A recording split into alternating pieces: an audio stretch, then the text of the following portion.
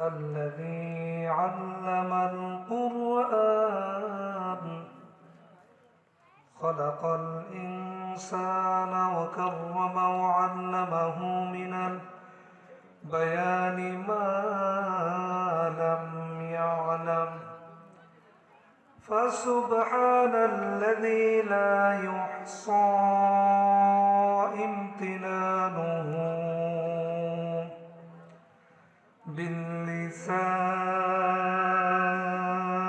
باللسان ولا بالقلم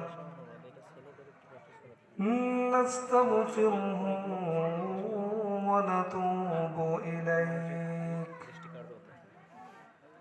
ونشهد أن لا إله إلا الله وحده لا شريك له ونشهد أن سيدنا وسندنا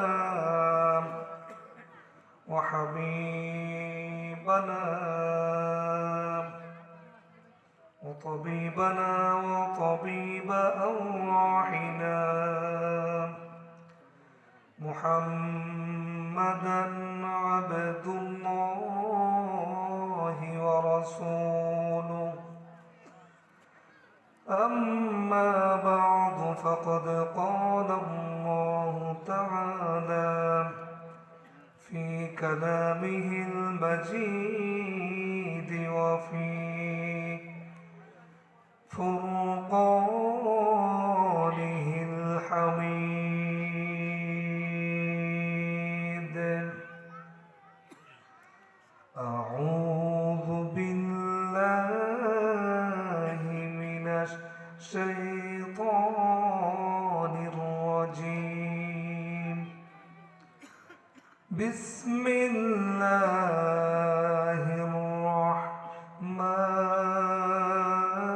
الرحمن الرحيم إن الله وملائكته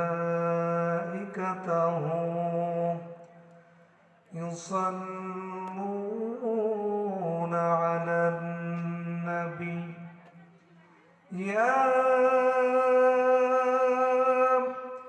أيها الذين آمنوا صلوا عليه وسلموا تسليما اللهم صل على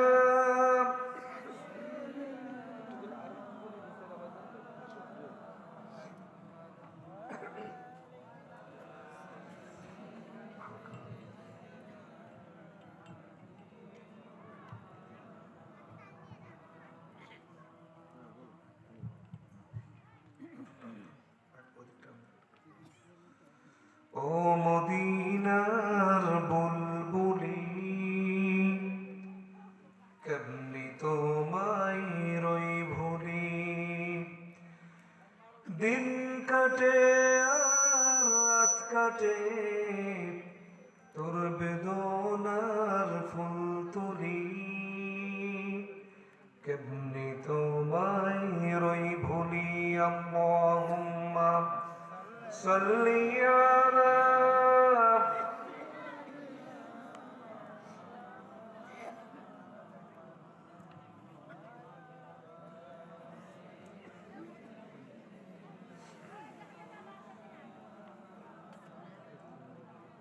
শ্রাবণ ধারাল প্লাবন মিটল পৃথিবীর সকল দাহন আষাঢ়ে আষাঢ়ে ভিজল মরু সাহারা পেল ছায়া তরু তুমি বিনে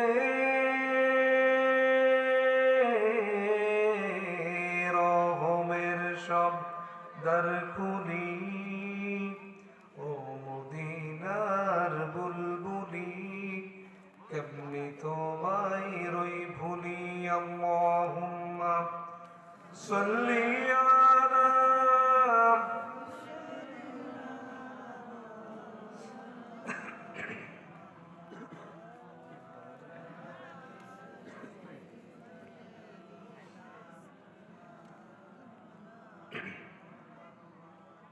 আলহামদুলিল্লাহ, বাংলাদেশের দক্ষিণ জনপদের ঐতিহ্যবাহী জেলা ঝিনাইদহ জেলার কালীগঞ্জ থানার অন্তর্গত দিনুর মোড় জামে মসজিদ কমিটির উদ্যোগে চতুর্থ বার্ষিক তাফসিরুল কুরআন মাহফিলের স্বনামধন্য সুযোগ্য সম্মানিত সভাপতি মোহাম্মদ আব্দুল জলিল বিশ্বাস, সভাপতি দিনুর মোড় জামে মসজিদ রানীপাড়া।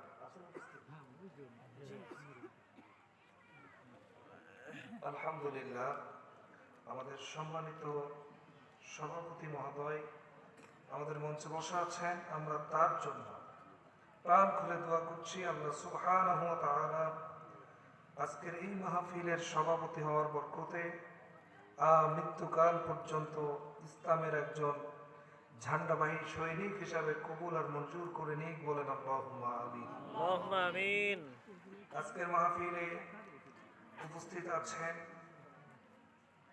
দাওয়াতি অতিথিবৃন্দ এবং আমার আগে কথা বলে আপনাদেরকে ধন্য করেছেন বিশিষ্ট ইসলামী চিন্তাবিদ, সুমিষ্ট ভাষী, বরিষ্ঠ কণ্ঠস্বর বক্তা হাফেজ মাওলানা মেহেদী হাসান কুষ্টিয়া। আমরা আমাদের সম্মানিত আলোচকের জন্য প্রাণ খুলে দোয়া করছি আতালাল্লাহু উমরাহু ওয়া বারাকাল্লাহু ফি হায়াতি, বলেন আল্লাহুম্মা আমিন। আমিন। মঞ্চে বসা আছেন এলাকার গণ্যমান্য ব্যক্তিবর্গ, আমার পাশেই বসা আছেন আমার প্রাণপ্রিয় বন্ধু, যার সাথে আমি কামিল পর্যন্ত একসাথে লেখাপড়া করেছি। আমরা তার জন্য দোয়া করছি আল্লাহ তার সম্মান মর্যাদা আরো অনেক বাড়িয়ে দিক, বলেন আল্লাহুম্মা আমিন। আমিন। সামনে বসা আছেন কৃতিত্বশীল মুরব্বিয়ানিকরাম, বিভিন্ন শিক্ষা প্রতিষ্ঠানের সম্মানিত শিক্ষক মণ্ডলী, স্কুল, কলেজ, মাদ্রাসা এবং ইউনিভার্সিটির একান্ত মেধাবী ছাত্রবৃন্দ, জাতির জাগ্রত বিবেক, সাংবাদিক বন্ধুগণ, প্রশাসনিক ডিপার্টমেন্টের সম্মানিত সদস্যবৃন্দ, পাশেই পর্দার অন্তরালে বসে আছেন আমাদের শ্রদ্ধেয়া মা এবং বোনেরা, প্রাণপ্রিয় দিনুর মোড় এলাকাবাসী, আপনারা সকলেই কেমন আছেন? আলহামদুলিল্লাহ, আপনাদের আওয়াজ শুনে আমি বেশ খুশি হয়েছি যে শ্রোতা যেমন আওয়াজটাও মনে হলো পারফেক্টলি হয়েছে। তবে পারফেক্ট আওয়াজ তো এখন দিচ্ছে, শেষ পর্যন্ত দেওয়া যাবে তো ইনশাআল্লাহ। আল্লাহ আমাদের সকলকে দিনের জন্য কবুল করুক, বলেন আমিন। যে আল্লাহ সুবহানাহু ওয়া তাআলা আপনাদেরকে সুস্থ রেখেছেন, আলহামদুলিল্লাহ বলার মতো অ্যাবিলিটি দান করেছেন, সে আল্লাহ সুবহানাহু ওয়া তাআলা আপনাদের কাতারেই আমাকে রেখে সেই সাতক্ষীরা জেলার কালীগঞ্জ থানা থেকে দীর্ঘ পথ অতিক্রম করে আপনাদের এখানে সে আল্লাহ আসার তৌফিক দিয়েছে। এই জন্য আমরা সকলে মন প্রাণ উজাড় করে রবের শুকরিয়া জ্ঞাপন করব। আকাশ বাতাস যেন মুখরিত হয়ে যায়, পারবো তো ইনশাআল্লাহ? সকলেই আল্লাহ সুবহানাহু ওয়া তাআলার দরবারে শুকরিয়া জ্ঞাপন করছি, বলছি আলহামদুলিল্লাহ। দুরূদ ও সালাম পাঠ করছি রাসূলের শানে, যে রাসূলুল্লাহ সাল্লাল্লাহু আলাইহি ওয়াসাল্লামের শানে যদি কোনো ব্যক্তি একবার দুরূদ পাঠ করে তাহলে আল্লাহ সুবহানাহু ওয়া তাআলা তার আমল নামা থেকে 10টি গুনাহ মাফ করে দেন। তবে সুবহানাল্লাহটা সবাই বলতে পারলেন না, চিল্লায় বলেন না সুবহানাল্লাহ।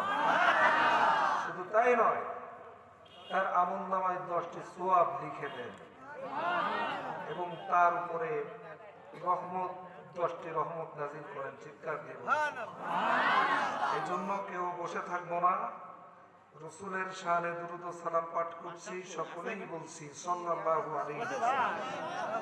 আচ্ছা বলেন তো, বাইরে যারা এখনো বাজারে এদিকে সেদিকে ঘোরাফেরা করছে, ভাই বেশি কিছু বলার দরকার নেই, এখানে যারা আছে অন্তত পক্ষে আপনাদের শুনতে অসুবিধা হচ্ছে? আচ্ছা, কষ্ট করে একটা দিন শুনি, নেক্সট টাইম ওনারা হয়তো ভালো করার চেষ্টা করবে ইনশাআল্লাহ। তো যেই কথা বলছিলাম যে আমরা সকলে আরো একবার দুরূদ ও সালাম পাঠ করি, বলি সাল্লাল্লাহু আলাইহি ওয়াসাল্লাম। প্রান্তীয় উপস্থিতি, যারা বাইরে ঘোরাফেরা করছে তারা কি যে তিনটা ফজিলতের কথা বললাম, 10টি গুনাহ মাফ হয়ে যাবে, 10টি রহমত নাজিল হবে, আর 10টি কি হবে বলেন তো? আলহামদুলিল্লাহ, এখনো অনেকের মনে আছে, কেউ কেউ ভুলে উঠেছে। তো আমি পরীক্ষা নিলাম, শেষ পর্যন্ত আলোচনা করলে বাড়ি কিছু নিয়ে যাওয়া যাবে। আমাদের মা বোনেরা কলস নিয়ে যায় পানি আনার জন্য, বলেন তো ছিদ্র কলস হলে সেখানে পানি থাকে? থাকে না। তো আপনারা আশা করি ছিদ্র কলসের ন্যায় হবেন না, আশা করি এখান থেকে কিছু নিয়ে যাবেন। আর আমিও ইচ্ছা করে এমন একটা আলোচনা সেট আপ দিয়ে এসেছি যে আলোচনা থেকে আপনাদের কোনো ঘোরা থাকবে না, তা হবে না, ইনশাল্লাহ কিছু নিয়ে যাওয়ার সুযোগ থাকবে। ওমা তাওফীকি ইল্লা বিল্লাহ। একটি উদাহরণ দিয়ে আমি আলোচনা শুরু করব। প্রিয় ভাইয়েরা, এক এলাকায় এক লোকের টাকা পয়সার কোনো অভাব নেই, খুব ধনাঢ্য ব্যক্তি। এখন এই লোকটি প্রচন্ড আকারে অসুস্থ হয়েছেন। এমন সময় এই লোকটি ডাক্তারের কাছে গেছে। ডাক্তার পরীক্ষা নিরীক্ষা করে হিসাব করে দেখলেন যে রোগের যে অবস্থা একেবারেই লাস্ট স্টেজ, এখন অপারেশন করা ছাড়া আর কোনো উপায় নেই। তো বললেন, যান আপনি প্রস্তুতি গ্রহণ করুন, আপনাকে অপারেশন করা হবে। তা কি ম্যানেজ করব? তো প্রাথমিক অবস্থায় আপনি অন্তত পক্ষে 1 ব্যাগ রক্ত ম্যানেজ করেন। কি ম্যানেজ করবেন? ব্লাড, মানে রক্ত। তো আপনারা যারা ব্লাড ব্যাংকের সদস্য বা ব্লাড ব্যাংকের সাথে কাজ করেছেন বা লেনদেন করেছেন, তারা ভালো জানেন পজিটিভের রক্ত পাওয়া খুবই সহজ, কিন্তু নেগেটিভের যে কোনো গ্রুপের রক্ত পাওয়া খুবই কঠিন। তো ওনার নেগেটিভের রক্ত এখন খুঁজে পায় না, টাকা পয়সার তো কোনো অভাব নেই, আছে? কিন্তু আমাদের বাংলাদেশে এমন একটা অবস্থা ছিল 5ই আগস্টের আগে, টাকা যার আইন তার, টাকা যার বিচার তার, টাকা যার ক্ষমতা তার। কথা বলেন ঠিক না বেঠিক? ঠিকের যে আওয়াজ, তো মনে হলো যে সে 5ই আগস্টের আগের লোক কেউ নেই।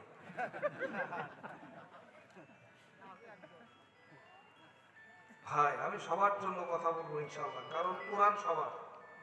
কোরআন যে হিন্দু তার না, যে মুসলিম তার না, সকলের। আমার কথা না, আল্লাহ বলছে, সব বলবো এক এক করে ইনশাআল্লাহ। উদাহরণটাকে দিয়ে নিই। তো 5ই আগস্টের আগে এরকম একটা অবস্থা বাংলাদেশে ছিল। এই লোকটি খুঁজতে খুঁজতে খুঁজতে খুঁজতে এমন এক জায়গায় পেয়েছে, হাই রে কৃপণ। কৃপণ কত গেজেট করতে পারে এই লোকটিকে না দেখলে বোঝা যাবে না। তার কাছে যে বলতেছে, ভাই শুনলাম তোমার নাকি নেগেটিভের রক্ত আছে, তোমার যা আমার তাই, তো তুমি যদি আমার এক প্যাক রক্ত দিতে, অন্তত পক্ষে এই যাত্রায় অপারেশন করে বেঁচে যেতাম।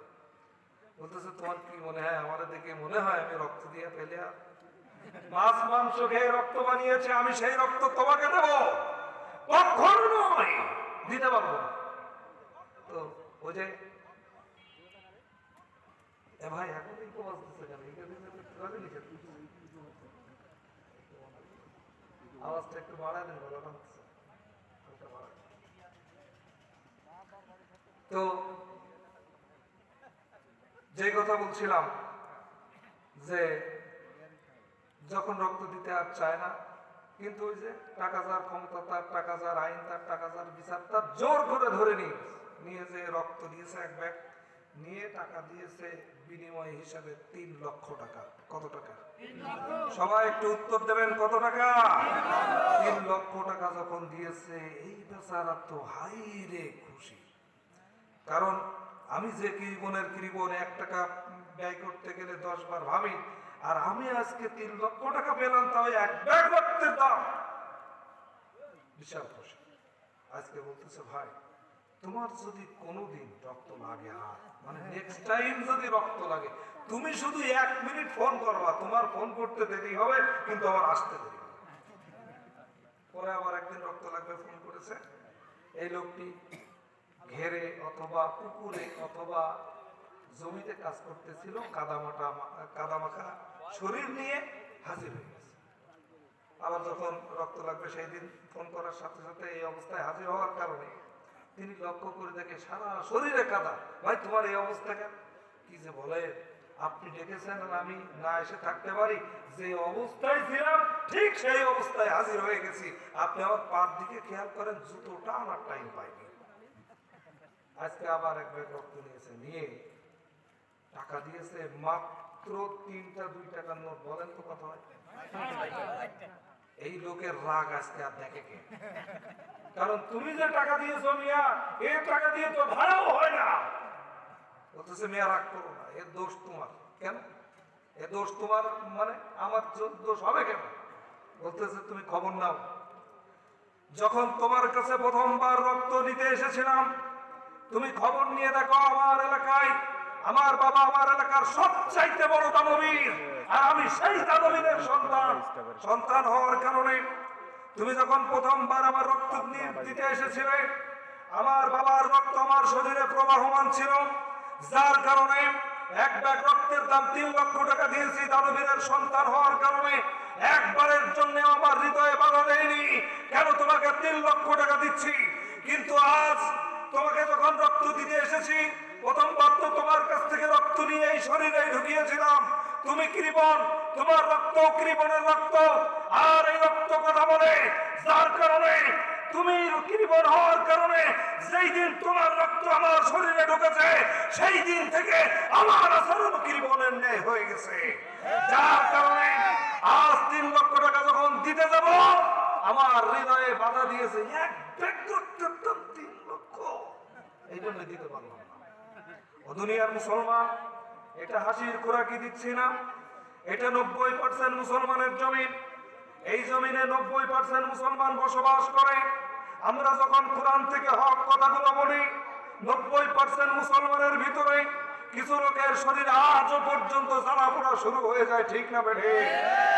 আমরা তো সেই কোরআন থেকে কথা বলছি, যেই কোরআন থেকে আমার নবী আয়াত নিয়ে ঝাড়ফুঁক দিয়েছেন, আমরাও সেই কোরআন থেকে ঝাড়ফুঁক দিই। যেই কোরআন থেকে আমার নবী নামাজে তেলাওয়াত করেছেন আমরাও সেই কোরআন থেকে তেলাওয়াত করি, কথা বলেন ঠিক না বেঠে? আমার নবী যেই কোরআন থেকে বিচার ব্যবস্থা পরিচালনা করেছেন আমরাও সেই কোরআন দিয়ে বিচার ব্যবস্থা পরিচালনার কথা বলি।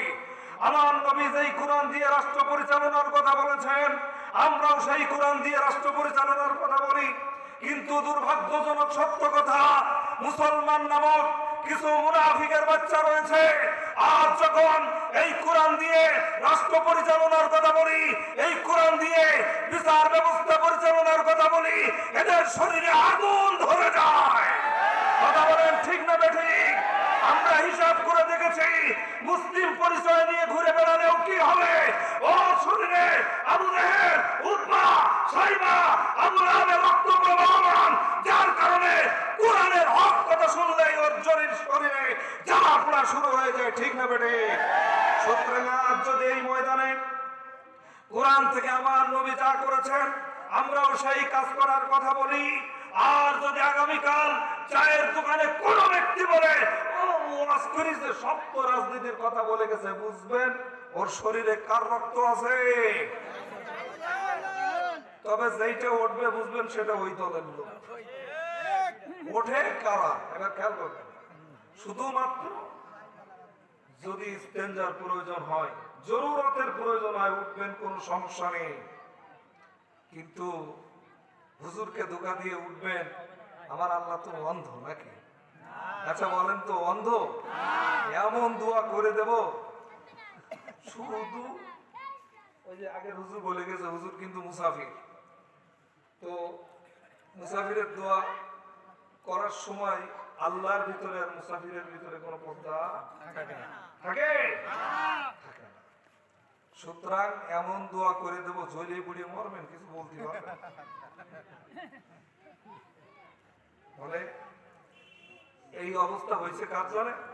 সাইদি সাহেবের বিরুদ্ধে ফাঁসির রায় দিয়েছিল কালামানিক, কি যেন নাম, বিচারপতি কালামানিক।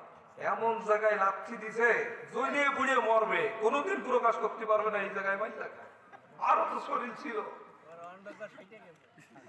এইসব গোপন কথা বলতে হয় না। আমি কি বলেছি আপনারা জানেন, তো জানেন, চুপ করে থাকেন। এই চাচা উঠছেন কেন?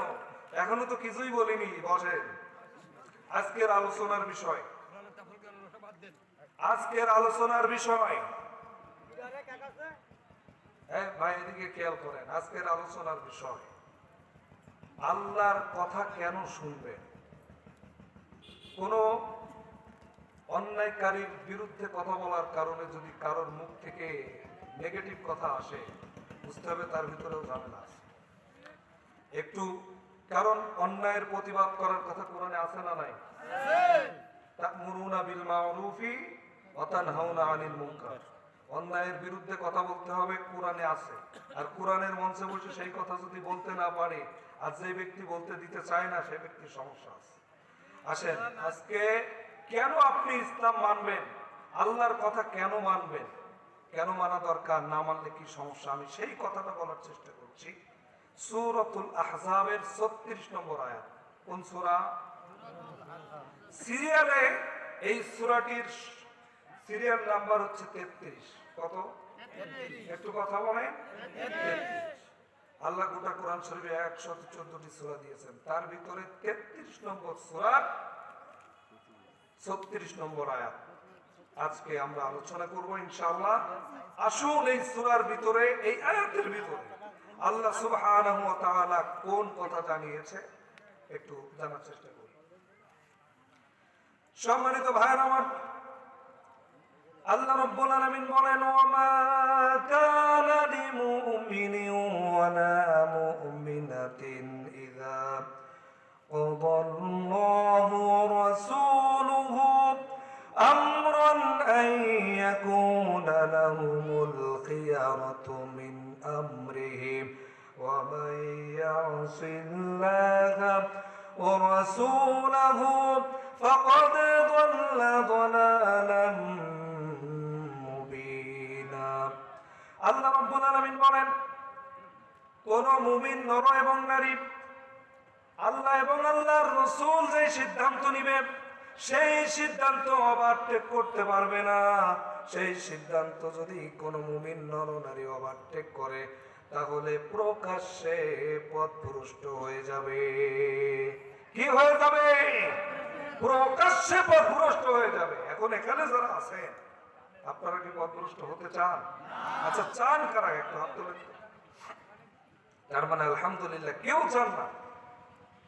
আসুন, এই আয়াতটা কোন প্রেক্ষাপটে নাজিল হয়েছে?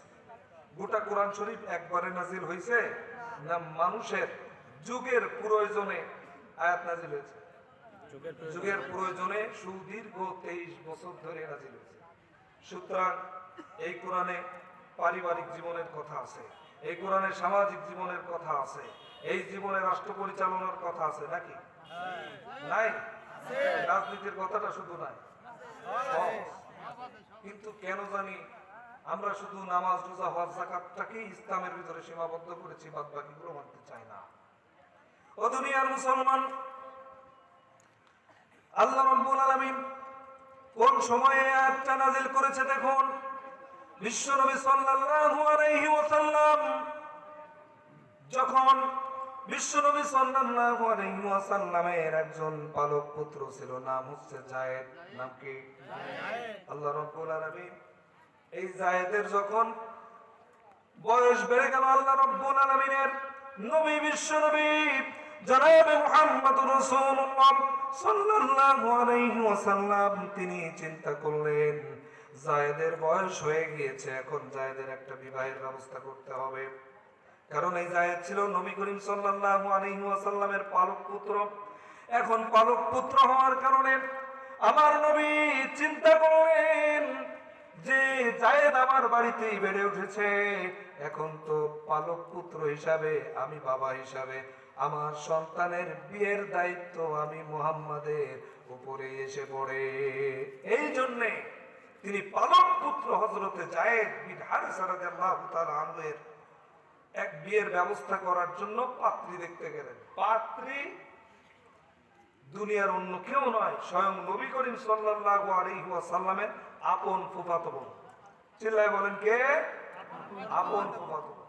প্রিয় ভাইরা আমার, বাবাজি আমার,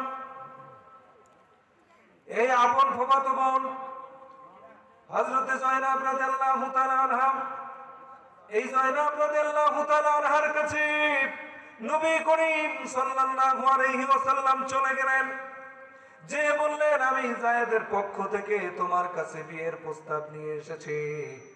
ও জয়নাব, তুমি কি আমার পালক পুত্র যায়েদ বিন হারেসার সাথে বিয়ে করতে রাজি আছো নাকি?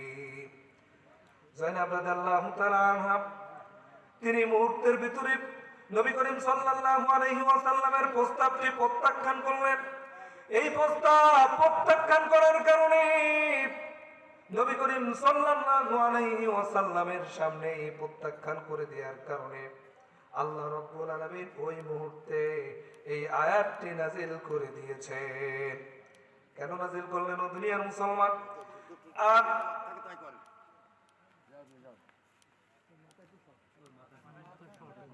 এখানে একটা কোরআনের আয়াতের অর্থ করতেছি,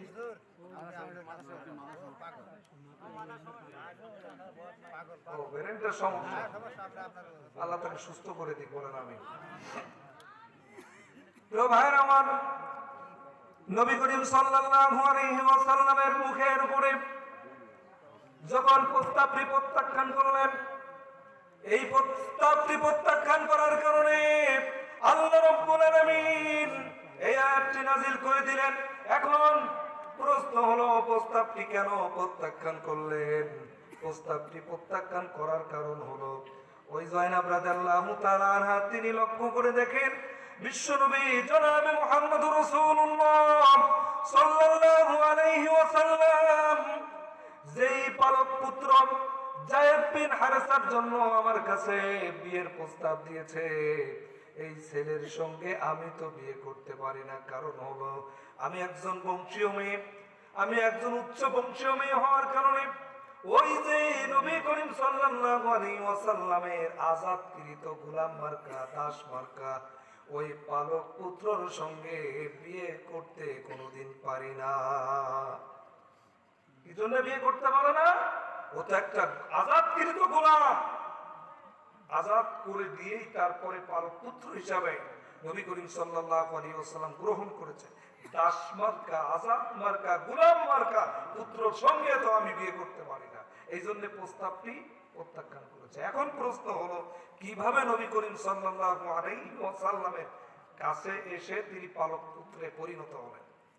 ভাইরা আমার, হযরতে খাদিজা রাদিয়াল্লাহু তাআলা আনহা নবী করিম সাল্লাল্লাহু আলাইহি ওয়াসাল্লামের বিয়ের আগে মক্কার বাজার থেকে হযরতে যায়েদ বিন হারেসা রাদিয়াল্লাহু তাআলা আনহুকে ক্রয় করে নিয়ে এনেছিলেন। ক্রয় করে আনার কারণ হলো, ওই যায়েদ বিন হারেসা রাদিয়াল্লাহু তাআলা আনহু এর বাবা মা ছিলেন মোটামুটি বড় লোক, তারপরেও তাদের সন্তানকে কে বা কারা চুরি করে এনে মক্কার বাজারে বিক্রি করে দিয়েছে। কারণ সেই সময় দাস দাসী ক্রয় বিক্রয় হতো। এখনো পর্যন্ত মাঝে মধ্যে আমরা পত্রিকায় নিউজ দেখি হারানো বিজ্ঞপ্তি, তারপরে টেলিভিশনে হারানো বিজ্ঞপ্তি দেয়, সন্তান হারিয়ে গেছে, এরকম বিজ্ঞপ্তি আসে না?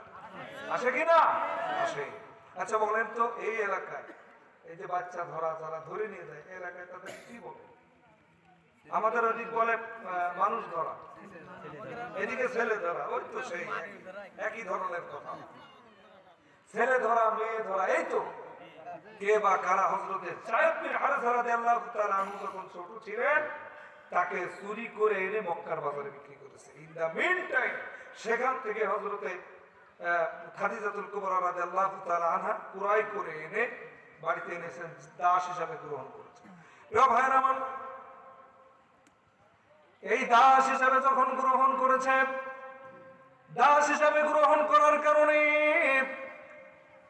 নবী করিম সাল্লাল্লাহু আলাইহি ওয়াসাল্লামের সঙ্গে হযরতে খাদিজা রাদিয়াল্লাহু তাআলা আনহার যখন বিয়ে হয়ে গেছে, এই বিয়ে হয়ে যাওয়ার কারণে নবী করিম সাল্লাল্লাহু আলাইহি ওয়াসাল্লামকে খাদিজাতুল কুবরা রাদিয়াল্লাহু তাআলা আনহা তিনি এই দাসকে নবী করিম সাল্লাল্লাহু আলাইহি ওয়াসাল্লামের খেদমতের জন্য দিয়ে দিলেন। তখন খেদমতের জন্য নবী করিম সাল্লাল্লাহু আলাইহি ওয়াসাল্লামের কাছে থাকতে লাগলেন। থাকতে যখন লাগলেন এমন সময় খবর চলে গেল এই যায়েদ বিন হারসা রাদিয়াল্লাহু তাআলা আনহু এর বাবা মার কাছে, যায়েদের বাবা মার কাছে খবর পৌঁছে গেল তোমাদের যে সন্তান হারিয়ে গেছে সেই সন্তানকে কে বা কারা মক্কার বাজারে বিক্রি করে দিয়েছে, সেখানে মুহাম্মদ নামক একজনের বাড়িতে আছে। চিৎকার দিয়ে বলেন সুবহানাল্লাহ। ভাইরা আমার, বাবাজির আমার, এবার হযরতে যায়েদ বিন হারসা রাদিয়াল্লাহু তাআলা আনহু এর বাবা মা চলে এলেন বিশ্বনবী জনাবে মুহাম্মদ রাসূলুল্লাহ সাল্লাল্লাহু আলাইহি ওয়াসাল্লামের বাড়িতে।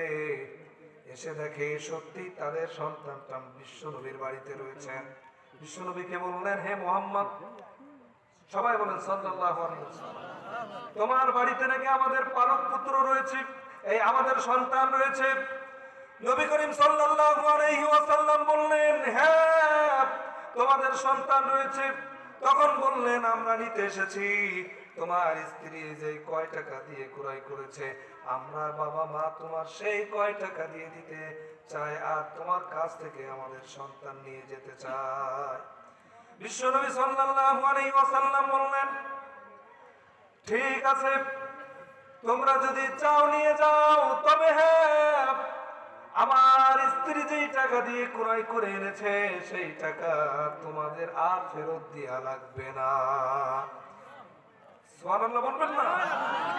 নবী করিম সাল্লাল্লাহু আলাইহি ওয়াসাল্লাম বললেন, আমার স্ত্রী যেই কয় টাকা দিয়ে ক্রয় করেছে তোমরা নিয়ে যাও, এই টাকা আর ফেরত দেয়া লাগবে না। সুবহানাল্লাহ। এবার যায়েদ বিন হারেসাকে বললেন, যায়েদ যাও, তোমার বাবা মা নিতে এসেছে, এই মুহূর্তে তোমরা নিয়ে যাও।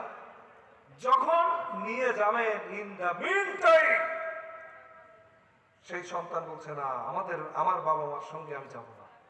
তার মানে এতদিন পর্যন্ত নবী করিম সাল্লাল্লাহু আলাইহি